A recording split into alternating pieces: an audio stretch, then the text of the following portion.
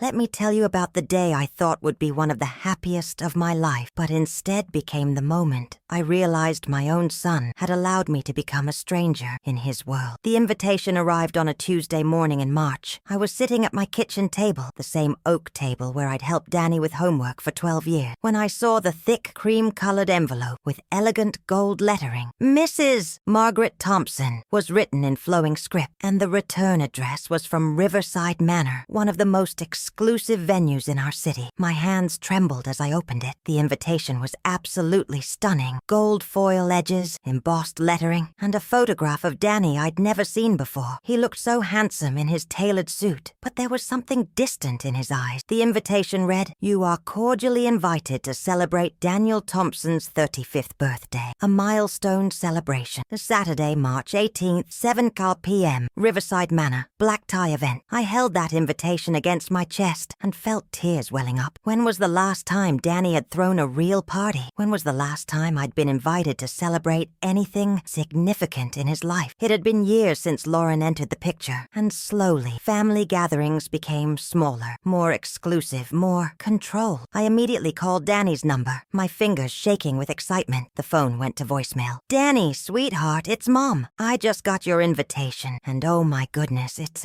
so beautiful. I'm so excited to celebrate with you. I can't believe you're turning 35. I'll be there, of course. I love you so much. I spent the next 3 days planning my outfit. I went to Nordstrom's and found the most beautiful navy blue dress with delicate beading across the bodice. The saleswoman helped me pick out matching shoes and a clutch purse. You look absolutely radiant, Mrs. Thompson," she said. "Your son is going to be so proud to have you there." I felt beautiful for the first time in years. After Danny's father passed away 8 years ago, I'd let myself go a little, but standing there in that dress, with my silver hair freshly styled, felt like the woman I used to be, the woman who had raised a wonderful son. Saturday evening, I drove to Riverside Manor with my heart full of anticipation. The venue was breathtaking, a sprawling estate with manicured gardens, twinkling lights through ancient oak trees, and a circular driveway filled with luxury cars, Mercedes, BMWs, Audis, cars I didn't recognize that looked like they cost more than my house. I parked my 12-year-old Honda Civic and walked up the stone pathway. Through the entrance, I could hear music and laughter. The sound made my heart swell with pride. Danny was successful. He was celebrating, and I was going to be part of it. The entrance had tall wooden doors with stained glass panels, flanked by marble columns. 2 men in black suits stood at the entrance, professional-looking, serious. I approached them with my biggest smile. "Good evening," I said warmly. "I'm Margaret Thompson, Daniel's mother." What a beautiful venue. The taller man looked down at me with an expression I couldn't quite read. "Ma'am, I'm going to need to see your invitation and identification." I fumbled in my purse, suddenly flustered. "Of course, I'm sorry. I'm just so excited to be here." I handed over both items with a nervous laugh. The shorter man looked at the invitation carefully, then down at his clipboard. He flipped through several pages, running his finger down what appeared to be a guest list. The silence stretched on forever. "I'm sorry, Mrs. Thompson," he finally said, looking up at me with professional sympathy. "Your name isn't on our approved guest list for this evening." The words hit me like a physical blow. I actually stepped backward, my hand reaching for the doorframe. "I'm sorry, what? There must be some mistake. I'm his mother. I have an invitation." The taller man stepped forward. "Ma'am, I understand this is confusing, but we have very specific instructions. This is a private event, and we can only admit guests who are on the approved list." Through the glass doors, I could see the party in full swing. At least 200 people in elegant attire, crystal glasses, warm golden lighting. And there was Danny, looking absolutely handsome in a tuxedo, laughing with people I didn't recognize. He looked like he belonged in this world of luxury and sophistication. "Please," I said, my voice starting to crack, "please just let me talk to Danny. There's obviously been some kind of misunderstanding." The guards exchanged a look, and I saw something in their eyes that made my stomach drop. It was pity. "Ma'am," the shorter guard said gently, "we were specifically instructed that this event is family only. I'm very sorry, but we can't make exceptions. Family only." I was his family. I was the only family he'd had for the first 18 years of his life. But apparently, I was no longer family. Standing on those stone steps, my entire world tilted. The security guards remained professional but firm, making me feel like a problem, to be contained rather than a mother wanting to celebrate her son's birthday. "Can you at least tell him I'm here?" I asked desperately. desperately. "Can you send someone to let him know his mother is outside?" The shorter guard looked at his clipboard again. "Mrs. Thompson, I'm going to be honest with you. We were specifically instructed that if Margaret Thompson arrived, we were to politely but firmly deny her entry. These instructions came directly from the party planner, who got them from the hosts. The hosts, not Danny. Lauren." My legs went weak. Everything suddenly made terrible sense. The beautiful invitation with no RSVP information. Danny not calling me back. The invitation had been a setup, designed to get me here just so I could be publicly humiliated. "I don't understand," I whispered. "Why would they do this?" "Ma'am, I don't think they expected you to actually show up. The invitation was probably sent as a formality." A formality? My son's birthday invitation was a formality. I thought about the hours I'd spent getting ready, the excitement I'd felt all week, the new dress and shoes, the carefully wrapped gift in my car, a leather-bound photo album I'd been working on for weeks. Through the glass, I watched Danny with an older couple I didn't recognize. They were clearly people of importance, and he was listening respectfully to whatever they were saying. This was a world I didn't understand, but Danny belonged here perfectly. I walked back to my car on unsteady legs. As I sat behind the wheel, staring at the steering wheel, my mind raced through 3 years of evidence I'd been too blind to see. The gradual decline in phone calls, the way Lauren always seemed to answer when I called, the way holidays had become smaller and more formal. I thought about last Christmas, when I'd invited them for dinner and Lauren had politely declined, saying they had plans with her family. Every suggestion for getting together had been met with polite excuses. The drive home felt endless. I'd made this trip with such excitement, singing along to the radio.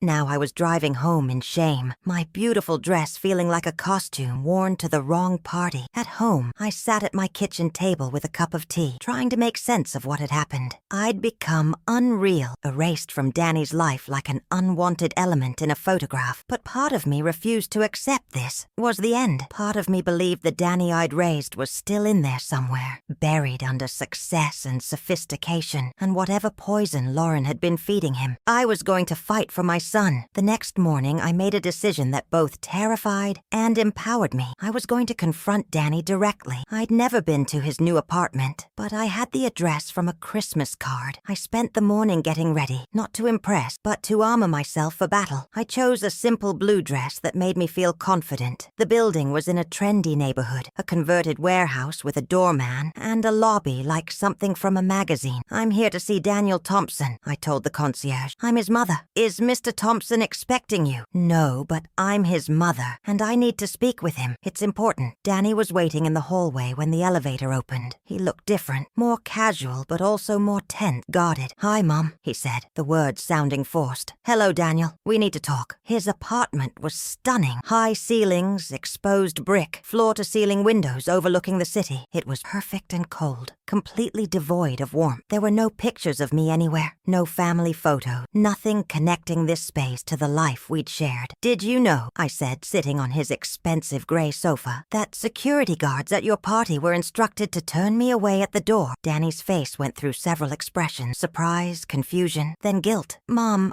it's complicated." "Complicated how? I'm your mother. I raised you. How is my presence at your birthday party complicated?" The party was a very specific kind of event. There were business associates, important people. Lauren put a lot of work into making sure everything was perfect. "And my presence would have made it imperfect." Danny ran his hands through his hair, a gesture from childhood. "I didn't know they were going to turn you away. I swear, Mom, I didn't know Lauren had given them those instructions. But you knew I wasn't really invited." He stared at his hands. "The guest list was curated. Lauren handled the invitations. What about my presence needed to be managed, Danny?" "Mom, you have to understand. Lauren's family moves in certain circles. These events are networking opportunity. There are expectations about how things should be done, and I don't meet those expectations. It's not about you specifically. It's about fit, about making sure everyone is comfortable." I felt slapped. My presence would have made people uncomfortable. Your mother, my presence would have been uncomfortable. Danny stood and walked to the window. "You don't understand what it's like. Lauren's world is different. There are rules, expectations. People judge you based on everything. And you think I would embarrass you.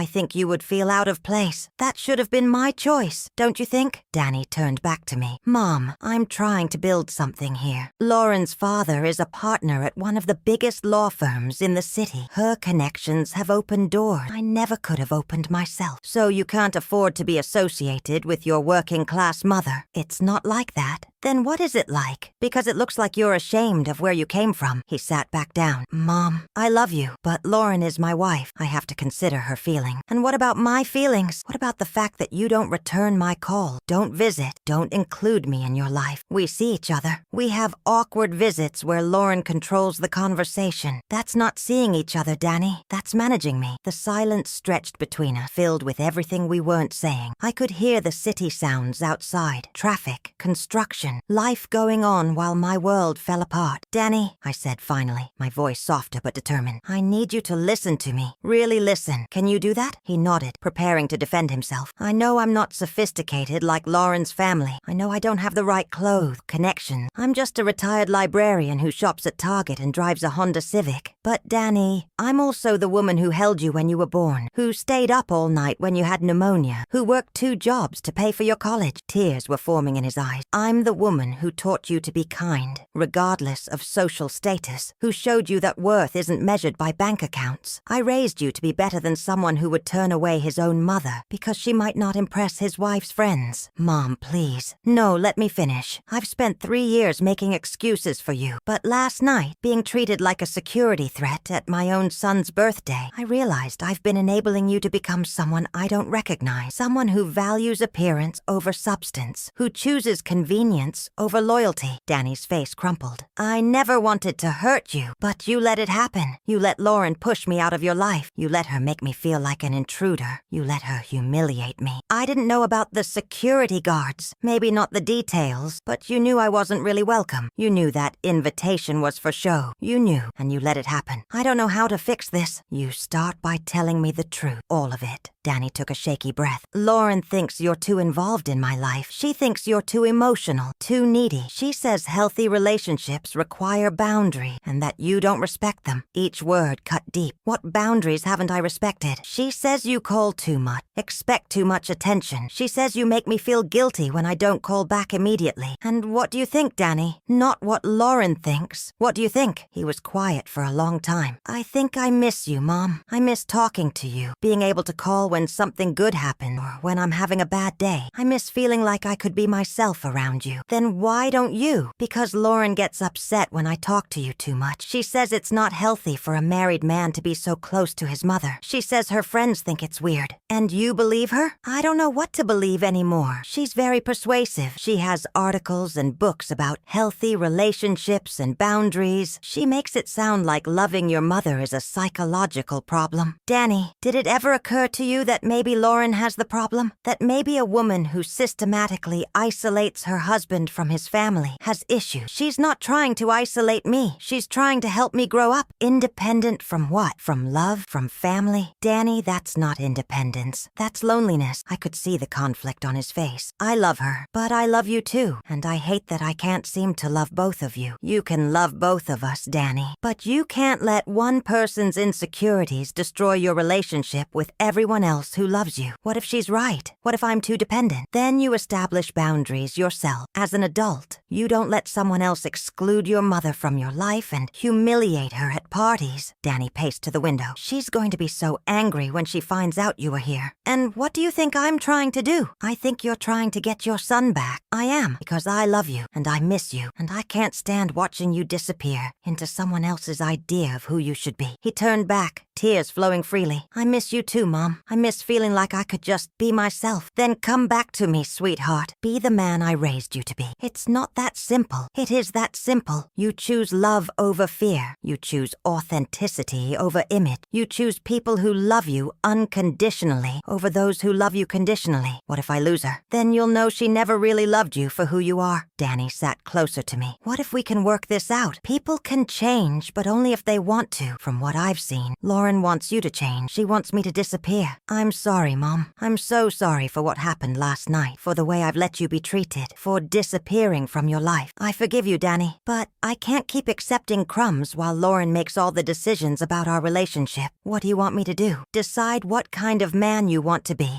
Do you want to be someone who lets his mother be humiliated, or someone who stands up for the people he loves? And if I choose to have a real relationship with you again, then you'll deal with the consequences. But Danny, if people can't accept that you love your mother, they're not people you want in your life. Danny nodded slowly. You're right. I've been so focused on fitting into this new world that I forgot about the world I came from. I don't want you to choose between worlds. I want you to integrate them. Be successful and sophisticated, but also be kind and grateful and connected to your roots. How do I fix this? You start by having an honest conversation with Lauren. You tell her your relationship with me is non-negotiable. You tell her you love her, but not at the expense of family relationships. And if she can't accept it, then you'll decide what's more important, a marriage based on control or a life based on authentic love. Danny leaned back, exhausted. This is going to be the hardest conversation I've ever had. Yes, but you're 35 years old. You're capable of standing up for what you believe in. What if I've waited too long? What if I've hurt you too much? I took his hand. Danny, I'm your mother. I will always be your mother. There's nothing you could do that would make me stop loving you. We can't go back, but we can build something new, something better. I want that, Mom. Then fight for it. Fight for us. Don't let someone else's insecurities destroy what we've built over 35 years. I love you, Mom, he said, and this time it sounded real. I love you too, sweetheart. Always and forever. 3 months later, Danny called me. Not texted, but actually called and talked for an hour. He told me he and Lauren were in counseling, working through their issue. He'd stood up about our relationship, made it clear I would always be part of his life. Lauren was slowly, grudgingly, learning to accept my presence. She might never like me, but she was learning to respect that I was part of Danny's life. We had dinner together last week, all three of us. It was awkward at first, but by the end we were having real conversation. Lauren even laughed at one of my stories. I'll never be the mother-in-law Lauren wanted, and she'll never be the daughter-in-law I hoped for. But we're learning to coexist, to share the man we both love. Danny is learning to be himself again. He's learning he can be successful without erasing his past, that he can love his wife without abandoning his mother. The security guards thought they were keeping me out, but they were wrong. Mother love is stronger than social conventions, deeper than insecurity, more persistent than manipulation, and sometimes, if you're willing to fight for it, love wins.